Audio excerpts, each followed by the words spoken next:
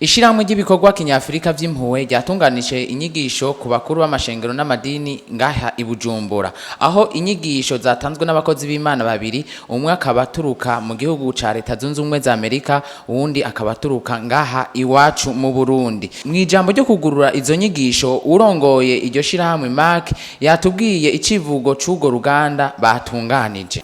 Ubu rero twashizeko akandi ubumwe mu budasa mwiterambere ry'igihugu, ari nayo mpamvu twashatse yuko haba uru ruganda rw'abarongozi b'amashengero turi kumwe muri make hamwe n'abandi. Kumwigisha wa mbere yatanguye kwigisha yavuze ijambo ryo mu migani 18:21 ngo urupfu n'ubugingo biri mu rurimi. Yongeye abaza abakozi b'Imana baraho ico batura ku Burundi. Proverbs chapter 18 verse 21.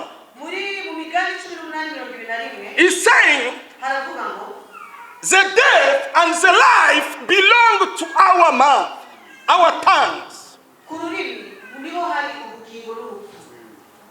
The death and the life belong to our tongue, not to our money, not to our title, not to our retestment. Death and life belong to our mouth. What you speak about Burundi? What came to your mouth about Burundi? What you say about Burundi? What you say about Africa? Is what is coming to your life. Is what is coming to Burundi. Umwigisha agira kabiri nawe yagarutse ku majambo yo kutaba umunebwe ngo Imana ihezagira ibikorwa by'umuntu wese akoze. Mefe burya akana batangaje bitangura akazi nigakijijwe akazi kabatagirima.